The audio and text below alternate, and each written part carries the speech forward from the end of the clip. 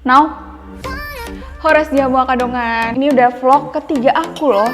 Like, comment, dan subscribe. Rambut aku berantakan gak? Oh iya. Salah, kenapa aku harus ngulang dan tahan lama lagi? Salah ya? Itu dari Hasam. Salah ngomong bagian terakhirnya. Kalian tuh ya kayak nuduh orang gue.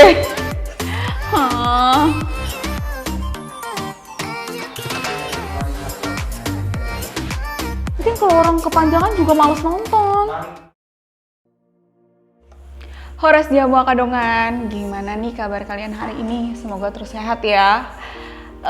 Di masa sekarang memang kita harus jaga kesehatan, terus sering-sering mematuhi protokol kesehatan. Nah, kalian sendiri gimana? Nggak kerasa nih, ini udah vlog ketiga aku loh. Kali ini yang aku mau jelasin adalah Hasapi lagi. Seperti vlog aku yang pertama.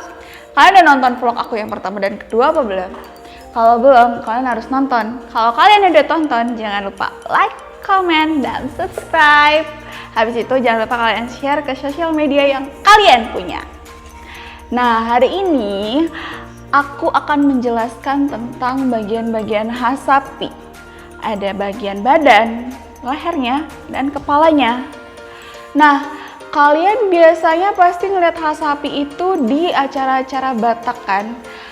Kalian belum tahu dari mana kayunya dibuat, dia pakai kayu apa, senarnya gimana, terus dia termasuk alat musik apa.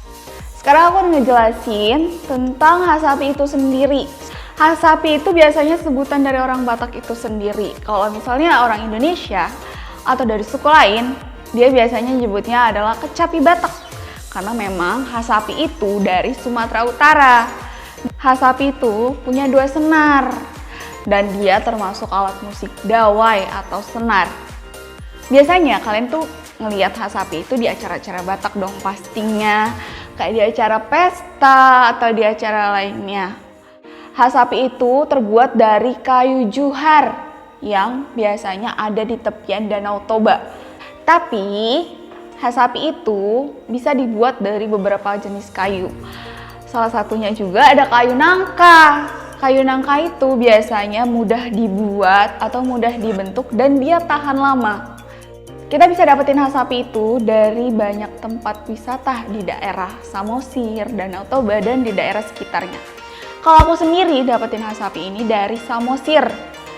Dan kita tahu sendiri kalau itu memang daerah wisata. Nggak kalah menarik nih, dari sini kita bakal bahas bagian ujungnya. Ujungnya atau bagian kepalanya itu. Bagian kepalanya ini ada terdapat 2 bagian pengatur yang dimana dia akan mengatur senar. Yang 2 ini membentuk sebuah melodi yang akan kita mainkan. Dan terkadang kalau misalnya di beberapa Hasapi kita bisa lihat beberapa ukiran-ukiran Batak yang memang menjadi daya tarik untuk Hasapi itu sendiri. Nah, kalian bisa memainkan Hasapi itu dengan cara memiltik. Yang biasanya memang secara familiar kalian akan memainkan secara memiltik atau dipetik. Dan dia biasanya dipetik pakai pick. Tapi terserah kalian, bisa pick gitar kah atau pick khusus kah. Kalau aku sendiri pick memang bawaan dari Hasapi itu sendiri. Udah gitu kalian bisa juga memainkannya dengan cara ditokel. Tokel itu kayak diketuk gitu. Hasapi itu mempunyai 2 senar teman-teman. Nih senarnya. Kalian bisa lihat sendiri. Emang dia agak rada transparan, cuman dia memang punya 2 senar. Nah, selain itu, Hasapi itu dia termasuk musik kordofon. Karena dia cuma mempunyai 2 senar. Di sini kita bisa tahu kalau misalnya Hasapi itu mempunyai 2 fungsi. Yang satu itu sebagai fungsi Hasapi ende atau dia sebagai irama dan melodi. Yang satu dia sebagai Hasapi doal yang dia sebagai ritme. Nanti aku jelasin ritme di sini. Kalian bisa lihat. Oke? Pembuat Hasapi itu sangat sedikit teman-teman karena biasanya yang bisa buat Hasapi itu adalah orang yang bisa memainin Hasapi itu sendiri. akan lebih sering menemukan yang membuat hasapi itu di daerah Samosir, di daerah Toba, dan di daerah sekitarnya. Yang aku tahu, range harga hasapi itu sendiri berkisar sekitar dari harga 300.000 sampai 500.000. Mungkin bisa lihat nanti di sini kisaran harganya. Dan bagi kalian memang harus coba sih, ini termasuk alat musik yang enak banget menurut aku. Kalau aku jujur, aku suka banget sama hasapi dari awal aku ngeliat itu apa, dan sekarang aku bisa mempelajari sedikit demi sedikit. Kalian bisa juga kok belajar ini. Banyak kalian bisa belajar dari YouTube, dari teman-teman kalian yang bisa saling sharing pengalaman yang belajar hasapi. Dari situ kita nanti bisa banyak belajar. Nah, kita ketahuin kalau hasapi itu termasuk instrumen yang paling penting di gondang hasapi. Gondang hasapi itu yaitu yang biasa kalian ketemuin di pesta-pesta Batak, di adat-adat Batak, itu banyak banget. Dan aku memang paling suka dengerin hasapi sih teman-teman. Dan aku mau belajar hasapi juga karena papa aku suka dengerin hasapi. Jadi kayak itu semakin memacu aku untuk bisa main hasapi. Habis itu kalian bisa cari tahu dari orang-orang terdekat hasapi itu gimana. Atau kalau misalnya kalian punya temen yang anak gondang atau anak sarunnya, pasti mereka tahu sedikit, ya minimal sedikit tentang hasapi. Atau kalian bisa baca artikel, baca Google, dengerin di YouTube, banyak banget. Nah, jadi kalian makin bangga nih sama alat musik Batak. Dan gak hanya itu loh teman-teman. Dan menurut aku hasapi itu udah cukup mendunia sih, gak cuman di sekitar Sumatera Utara. Bahkan mungkin dia sudah mendunia ke luar negeri. Gak cuman di negara kita aja, bahkan di negara-negara lain.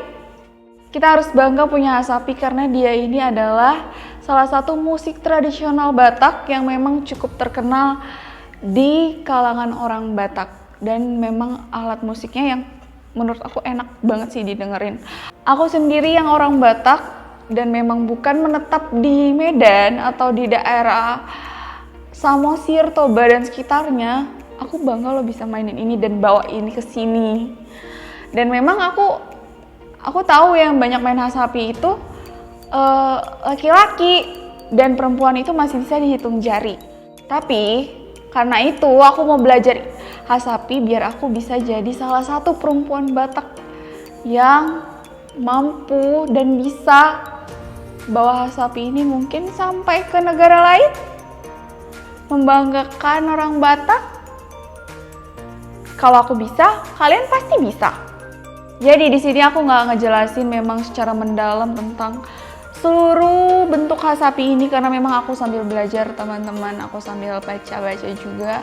Yang aku tahu itulah yang aku sharing ke kalian. Jadi kalau misalnya aku ada salah kata atau ada salah terjemahan, boleh kalian kasih masukan ke aku. Dan itu aku juga sharing kenapa aku bisa suka main hasapi, apa yang bikin aku bisa suka main hasapi, apa yang bisa bikin aku tertarik lihat hasapi. Di vlog selanjutnya aku bakal ngejelasin gimana perkembangan aku belajar hasapi. Mungkin bakal menjadi daya tarik kalian untuk belajar hasapi. Yuk kita sama-sama saling belajar, saling sharing, saling kasih tahu gimana belajar hasapi yang benar. Dan pengalaman-pengalaman kalian tentang hasapi atau alat musik tradisional Batak lainnya. Jangan lupa ya, kalian harus tonton terus vlog aku. Jangan lupa like, komen, dan subscribe. Dan jangan lupa share ke sosial media yang kalian punya. Dadah!